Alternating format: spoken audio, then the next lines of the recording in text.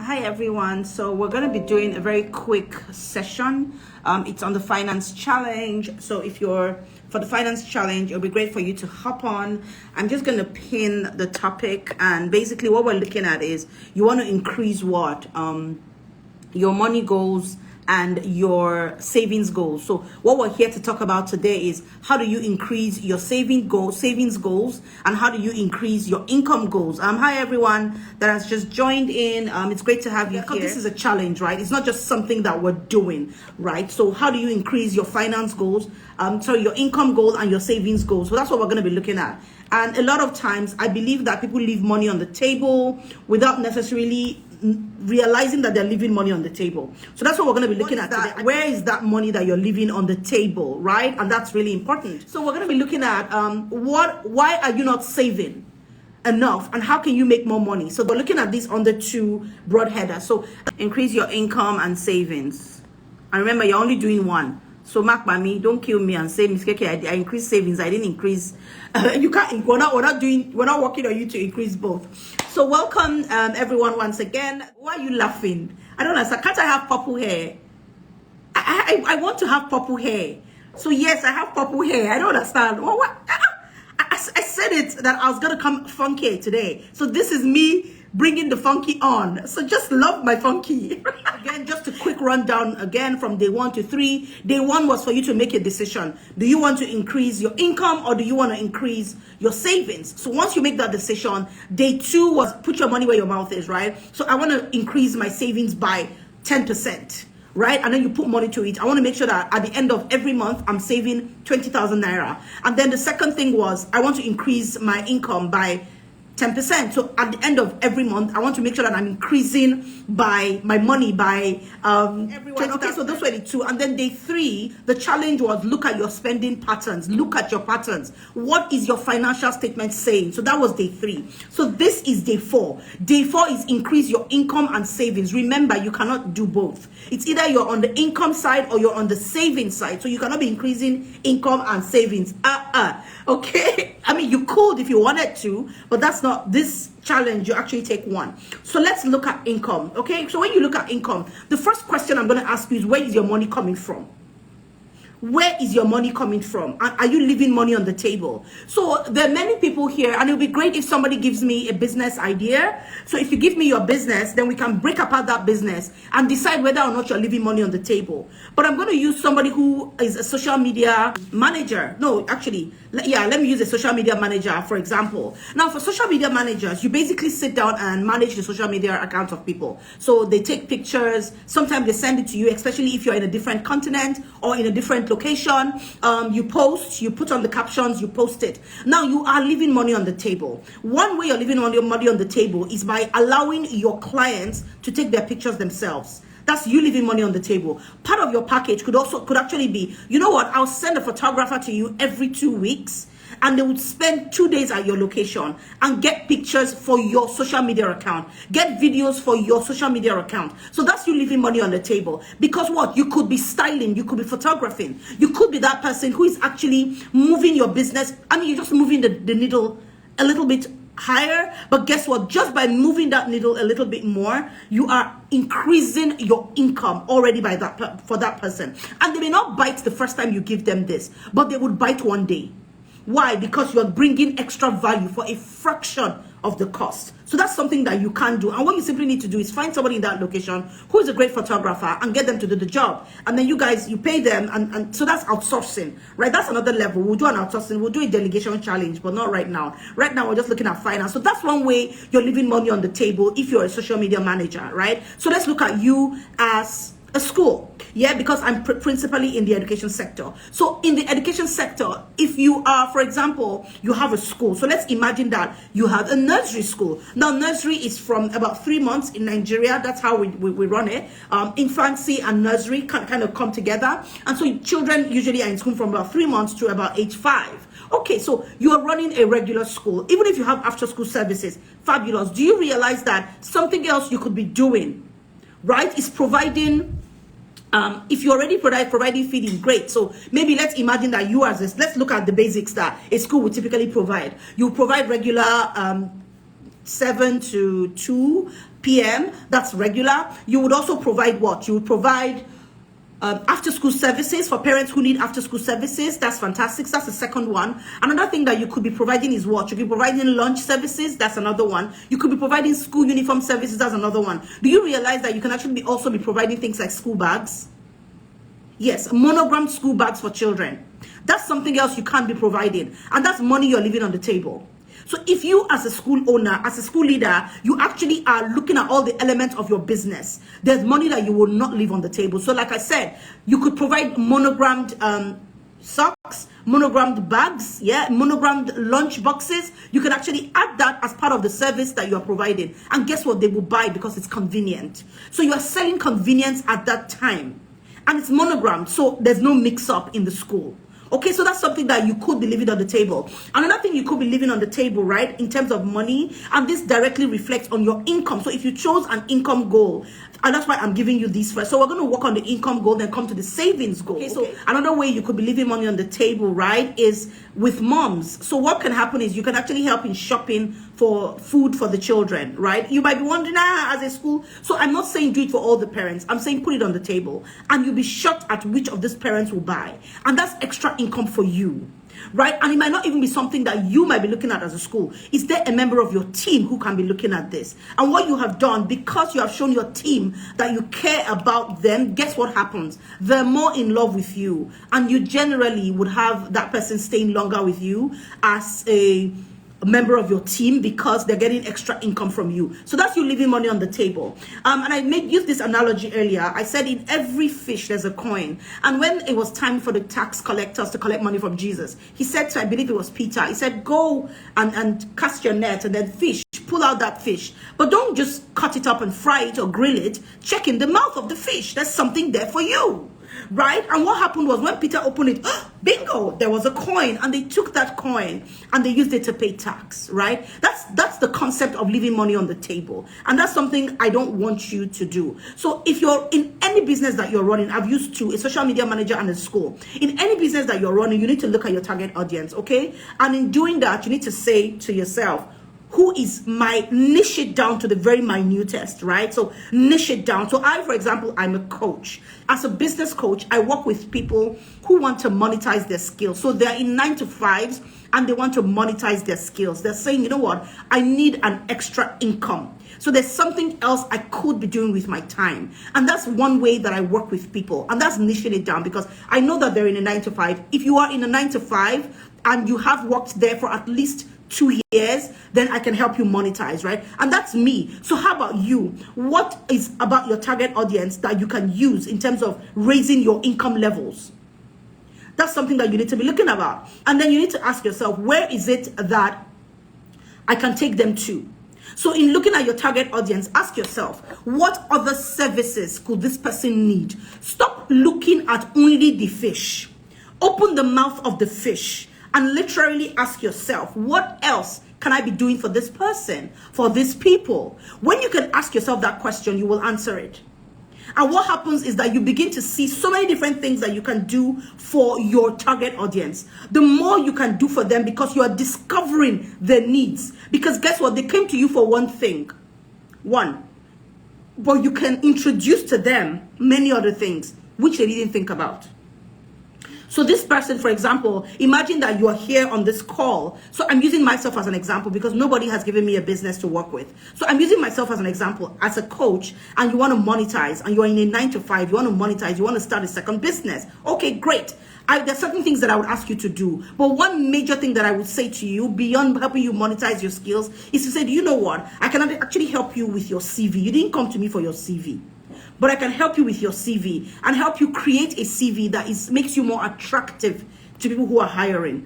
And that's another thing. You didn't ask me for that service, but just by looking at you as an individual and as somebody in 9-to-5 who is looking to make more money, that means what? You may want a bit more from your job. You may want a bit more maybe from another job and you're not getting another job yet. That's why you want more. So based on the concept of you wanting more, I can pull out several other things from what you already are doing currently, right? And that's the concept I'm bringing to you. People come to you for something, but must you stick with it? So let me give you another analogy. right? And I'm very mindful not to go into what we're going to be doing tomorrow, because tomorrow we're going to be looking at income strategy, income generation strategy. What I want you to do today is just break apart the businesses you already have and ask yourself, what else can I be doing here? And write a list of it. You need to be able to do that, okay? And then we'll go into income generation strategies in our next challenge. So this live session, watch it today, watch it tomorrow, sleep with it. Okay, and then pull out all of this in terms of generating higher income for yourself. Another thing you need to look at is saying to yourself, if I can see that this person that has come to me for this particular job, they need this other thing, how am I going to propose this solution to them? There's one fish, but in that fish there are many different things. People can buy the scales of the fish and use it for something else, right? So because Jesus took the coin doesn't mean that the rest of the fish they will throw it away. He needed the coin for taxation purpose, but that rest of the fish we can use the head and blend it and put it in moi moi. We can use the fish for fish pepper soup.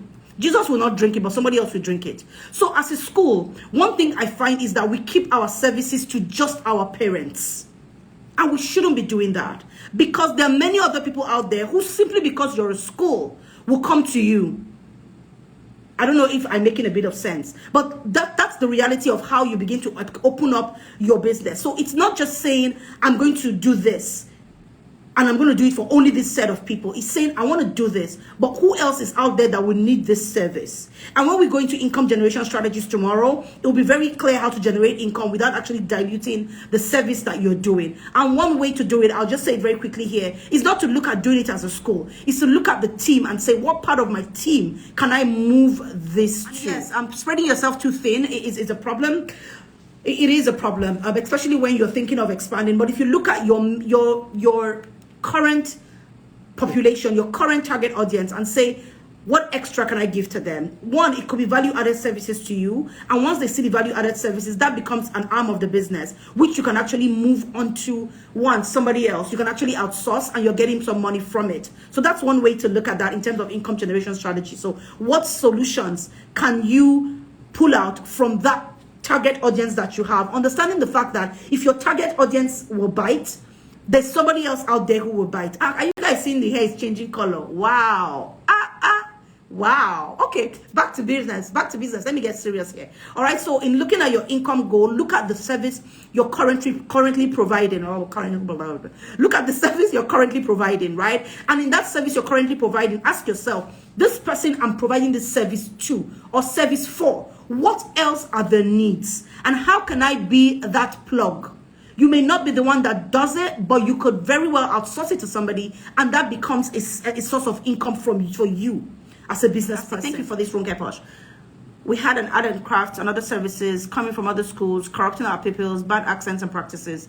We're keen on value, so we cancel it. Okay, one example, fantastic. Okay, so let me look at Ronke Posh. She's on Ronke Posh. Gosh, I fully understand it. Beyond even them coming to your school, sometimes, right, they're even breaking up the things that you are using, because you're probably using your classrooms, right? And they're breaking it up, and you're wondering, do I need to do this? You know what? Just cancel. So one way to do that is to have a separation.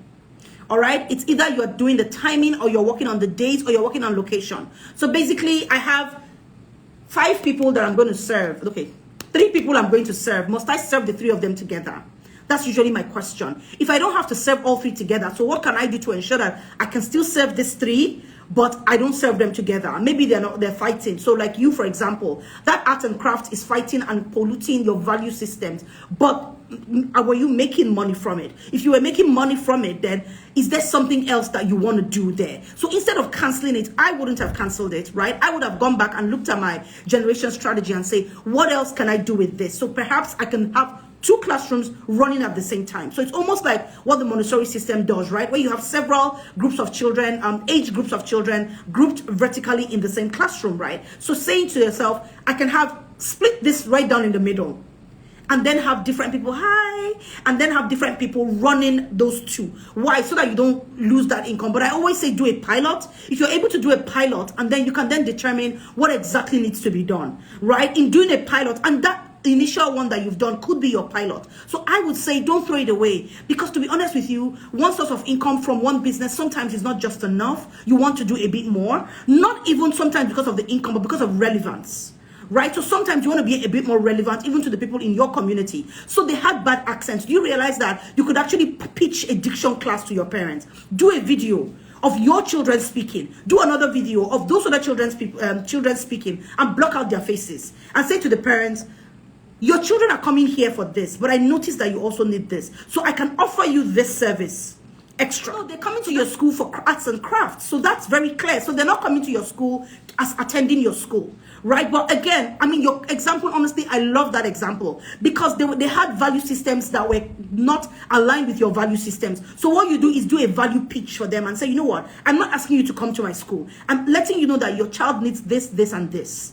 And I can provide it for you. Look at this video and look at this video. This is your child in this place. I've blocked out the faces of the children because of privacy issues. And then they see that, oh, you know what, this makes sense. And it could not even be you. So that could be you pitching to a service provider in your school and say, you know what, you handle this. I'm not going to do it so that it doesn't corrupt the brand of my school. But you know what, if you're charging 15,000 naira, I'm going to take 5,000 naira on every student that comes in. And that already is a profit center for you because guess what, you're not really spending any money creating and providing that business. So that's one way that it could have been done. But of course, there are many different ways to skin a cat. The important thing is that we are skinning the cat. So that's one way in terms of income generation strategy. Okay, so look at the current people that you have that you're providing services for and say to yourself, what else can I give to these people? What other needs potentially could they have that they didn't come to me for?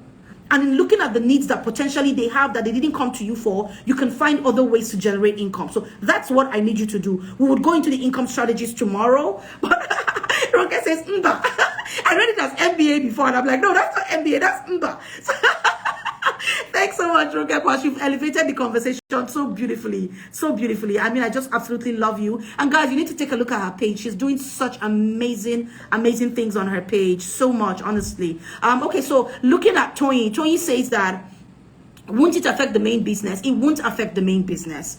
So for everything, right, I always say to people, don't jump into things, which is why I talked about a pilot just now. Because it is a good business idea doesn't mean it's a good business idea for you. What makes it a good business idea for you is context. And that's why I'm saying, in terms of thinking about your income generation strategy, think about context. That service you're providing to your clients, must it be just that service?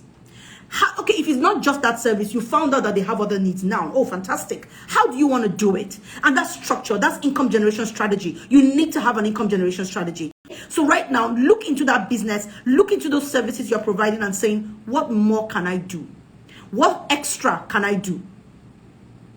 That's all I'm asking you to do. Look at the extra, list them out. Once you list them out, I know the thing about imagination, right? That's the superpower of a human. I believe it was Einstein that said that the superpower of humans is imagination.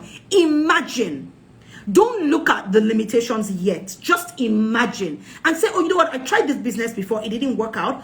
But what other things? Why didn't it work out? In asking yourself why it didn't work out, you'll be shocked at how much money, let's leave it like that you're leaving on the table just because you looked deeper at why it didn't work out. Okay, so in going to your savings goal, now let's move to savings goal. So you want to save, so these are for the guys that want to save more money. So you want to save more money. I think I should change this filter, just so that we're keeping it fresh and cool. If it's not nice, let me know. Oh, this is a sparkly one, but I don't want to do sparkly today. Oh, is this she? I have eyelashes, guys. Can you see? Wow, it looks amazing. Okay, so let's go into savings. I'm too playful. I need to be more serious. Okay, so let's go into savings. So in savings, right, you must look at your spending patterns. Yes, patterns never lie. So let's go into a savings goal. So if your goal was savings, right, the first thing you need to do is say, what are my patterns? A lot of times we're spending money that we're not spending. Let me take you back to the months of lockdown. Do you realize that you would have made some more savings? Why? You weren't going out. So all that money that you were spending somewhere else, you couldn't spend it. But then suddenly lockdown was lifted. Where's my wallet? Where am I? And off you go. Right? So you need to look at your patterns. And in looking at your patterns, you need to ask yourself, what are my big ticket items, and note them down. Now, what I'm actually doing is, for all this 15 days challenge, I'm putting it together into an ebook. Okay, so at the end of the challenge, which is at the end of April, to be honest, there will be an ebook. And if I have your email, I'll put it on my website. So you can actually download it and keep using the strategies from the ebook. Yes, there is the free ebook that will be available. But I'm creating the ebook as we go along. So some of those questions, for example, I'll put them back in again so that it's a source of reference for you, for me, for anybody who wants to do this. So again, you need to look at what are your big ticket items. Okay, do you know them? You need to write them down. We're looking at your patterns now, so try and cast your mind back again. In looking at your financial statement, you should have noticed some of the things that you were spending money on. Please, I'll go back to the purple hair. I liked her. Hi girl. Okay, so note those big ticket items, write them down. It's really important. And then the next thing you need to do is say to yourself, why am I spending money on these items, either as a school or as a business, or as a person? I beg your pardon. So something I know about myself, right, is I will spend the money if the money is there. I'm not joking. If the money is there, I will spend it. So what I've done basically is every single time money comes into our account as a business, we move it into a savings account. Once I get you to save, then you can invest it really. So I use a savings account. Not that I'm saying Standard Chartered is fantastic, but I use Standard Chartered, and there's a particular, it's called the e-saver account, and it's really good. So ask yourself, do you need to spend money on these items? And what I need you to do is begin to look for alternatives. Begin to look for alternatives, okay? Because that's really important. Begin to even look at your business and ask yourself, all this money I'm spending, do I really need to spend it? Which is why I said look at your patterns. Sometimes you're spending money simply because it's there. That's why you're spending it, simply because it's there. So because at the beginning, remember in day 2, you're supposed to put your money where your mouth is. So simply because you put your money where your mouth is in terms of your savings, right? And you've put that money there, what I would say is take out that money and put it in a savings account right now. And once you've done that, you begin to look at the money you have and say, what are my alternatives? I'm Tony, I'll come back to your question, but I want to just do this savings goal as well. Then I'll come back to your question. All right. So I need you, for example, to say, do I need to spend that money? And then begin to think of the alternatives that you have. And then what you also need to begin to say is, based on these alternatives, and the alternatives exist. I can tell you that for a fact. If you had a startup mindset, when you started your school, when you started your business, when you started earning money, were you spending all this money you're spending now? Chances are no. But you got that salary increase and you suddenly started spending. Why? Were you any less of a person? Were you any less satisfied when you had a lower income? Not necessarily. So maybe instead of buying 14 inches, you bought 12 inches. Was it not still hair? Right? So that's what I need you to begin to think about, right? What are those alternatives in terms of savings? Okay, and then when you get those alternatives, write them down. And like I just said for the income goal, write out all the ways you could possibly be helping your client. Write them out. And then write out all the ways, all the other alternatives that you have in terms of savings and in terms of you not spending that money. Look at your patterns, okay, and list this out. Tomorrow, which is Wednesday, so I need you to spend time doing that tomorrow. Okay, so that when we come back on Wednesday, we're looking at our income generation strategy and our savings strategy. Like really, we're going straight into strategy right now on Wednesday. Okay, so Wednesday is also deep, and I've actually, like I said, I'm creating a workbook as we go along, so that you can always pull back on that workbook. But I can tell you for a fact that you're leaving money on the table, and I can tell you for a fact that your patterns of spending are killing your savings. 100%. I won't even mince my words. You are actually sabotaging yourself simply because of your behavior. Okay, and that needs to change. So let me go to Toyin's question. So Toyin said that in terms of asking the staff to do some of the work, that won't it affect the main business, and won't the team members become so engrossed in the extra that they forget about doing their jobs? Please don't sabotage yourself, because sometimes there are things that we should be doing or we could be doing, but we just assume that we can't. We can. You just need to plan it. So Toyin, one thing that you can do is to run a pilot system. And I love having conversations, right? I'm very open with my team. I'm constantly speaking. We're constantly having conversations about things. And that's so important for me. So you look at your team members and say to them, this is what I'm trying to do. Can you handle it? And if they can't handle it, then outsource it. But like I mentioned, instead of outsourcing it to your team members, outsource it to somebody else and let them know, if you're charging 15,000 for this service, I'm going to take 5,000 off it. And that becomes a profit or an income center for you. Okay, but I like to empower my team. So if there's a way that I can get my team to do it and work with them on understanding the fact that, look, because I've given you this money, your principal job is this. And I'm not going to let it go down, so to speak. So that's something that I can choose to do. But again, you can choose not to give it to your team members. You can actually choose to have somebody else do that job. But at the end of the day, I'm just saying that look at where you could possibly be leaving money on the table and plug those holes. Plug those holes. If you're already providing, so let me give you another example. When people go and make hair in the salons, right, all the salon person sees is that they need to make hair for the person. But I once had a salon lady and I had dandruff. Now this is income, so I'm giving you like an analogy that you can just hold on to. Income generation. She said to me, I had really bad dandruff. Guys, you can't even understand. As in when I sit down and I wear something black, you would see the flakes of dandruff. So I have dry skin and that extends to my hair. Coupled with dandruff, it was a nightmare. It's itchy. I'm like this. I can't have been wearing this wig. I would have been scratching like this. I wonder what's wrong with Miss Kaykay. There's nothing wrong with me, it's my hair. So what she did for me, she said to me, the lady I went to do, usually make my hair there. I think she just pitied me that day. And she was like, Madam, do you know that you can buy lime and use the lime to rub your hair? Such that every time you want to make your hair, bring 2 lime, madam, and bring knife. So what she would do is she would cut the lime. We'd try and take out the seeds. Sometimes we couldn't.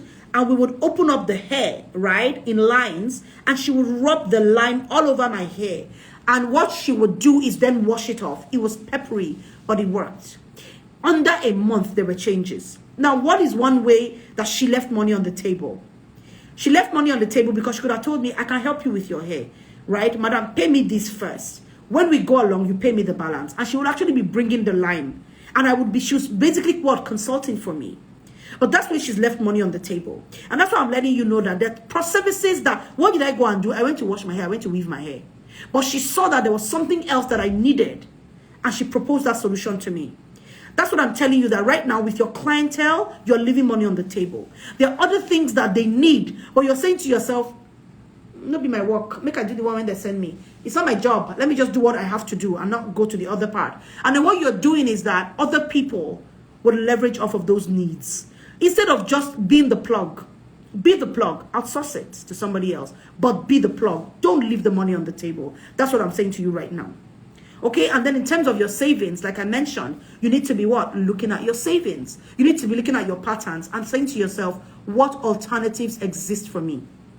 When you think about the alternatives that exist for you, then there's a lot more that you will be saving. But first of all, take out that money that you have committed to saving at the very beginning. That way, you would push yourself to find the alternatives. All right, so those are 2 ways that you can be leaving money on the table. If you have any questions, please send in your questions so that I can respond to them. I already responded to some questions prior, but if you have questions, please send it in. But remember, don't leave money on the table. Don't leave money on the table.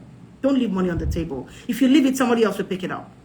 Somebody else will pick it up. How do you get consortiums? You get a consortium, right, by saying the fact that all of this money I've left on the table, I'm going to outsource it, or I'm going to get people who can pick up that money off the table. And once people pick up that money off the table, guess what? They give you a percentage of it.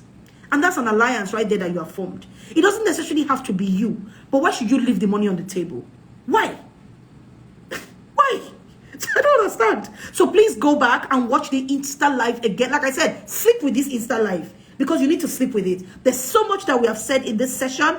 Sleep with it today and write those lists. Write out ways that you could have been leaving money on the table with your clients simply because you didn't see their other needs, or you've assumed erroneously that you cannot provide that need for the client. And then in terms of your savings, look at your patterns and say to yourself, what alternatives exist? Because this is the most convenient for me, does it make sense right now? Must I spend it? All right, so that's where I see that we have a question, and I'll just pull that up. Okay, she says that, how do you save easy meals? This is such a good question, right? A really good question. And she says, how do you save when you need to reinvest in your business? Okay, so in terms of reinvesting in your business, there are times where for a new business, of course, you have to invest in it.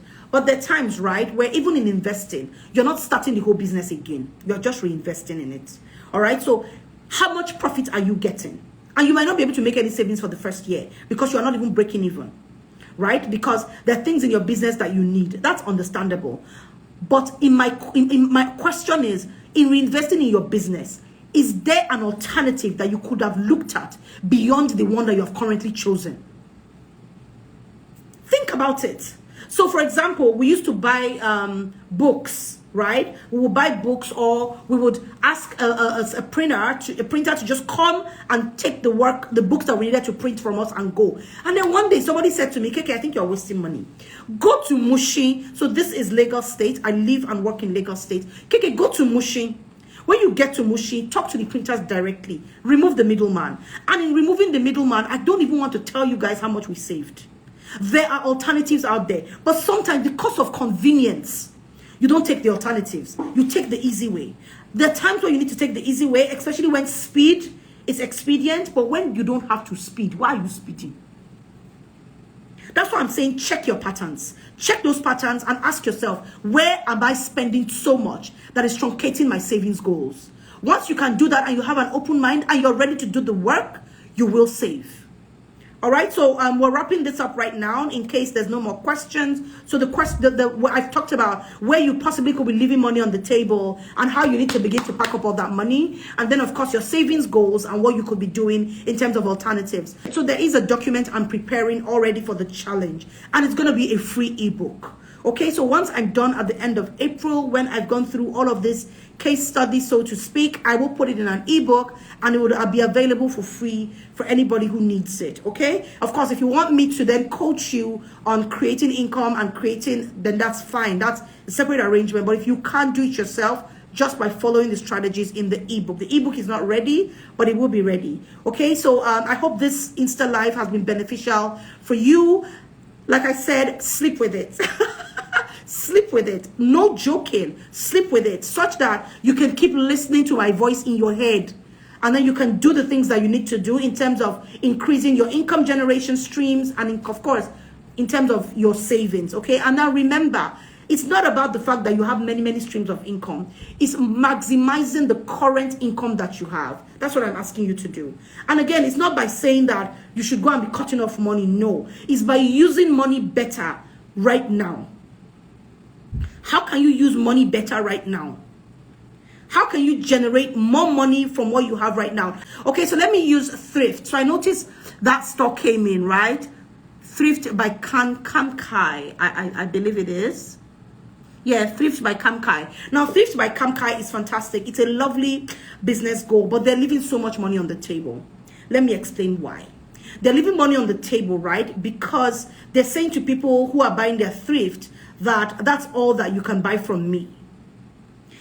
Beyond thrift, you can sell extras. Beyond thrift, which is clothes, you realize you can sell accessories. You can realize that you can team up with the perfume provider and sell perfume. Do you realize there's so much? When I think about it, oh my gosh, I say to myself, The way my mind works, right, is that I always find extra in the things that people do. And that's why I went into coaching, to be honest with you, because I can't do all these things by myself. You are leaving money on the table. Stop. You are spending more money than you should. Stop. All right. God bless you all. Mwah. Thank you. Let me move myself to my regular self before I end the Easter live so that you guys can see me. You can see. So this is me. So this is me without all the, gizmos, right? I'm just about the same, aren't I? Yeah. So thank you all so much. God bless you. Thank you for being here. You guys are amazing. God bless you. Bye for now. That was good. That was really good, right? You want to subscribe to this channel. You want to tell somebody about this channel. You want to like and you want to leave a comment. And guess what? There's more coming. So yes, you do need to subscribe. I'll catch you around. Bye.